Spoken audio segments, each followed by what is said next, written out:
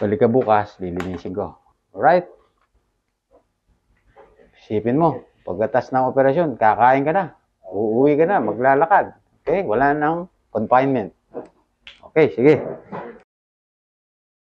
Sa araw na ito, meron tayong gagawing procedure. Inguinal herniorrhapy under nerve blocks or local anesthesia.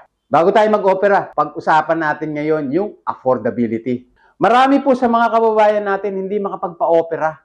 So ano po ang alternative kung hindi po kaya ng pasyente na magpa-opera sa ospital? Yung inguinal herniorrhapy under nerve blocks. It is safe, it is almost painless, at siyempre, maganda ang resulta. Sakit ba yung operasyon mo? Hindi naman. So ngayon, pwede ka nang umuwi, bilang kumain. Okay. So tapos na tayo, tagumpay. You're fine? Okay lang, Doc. You're happy? Yes, Doc. Okay.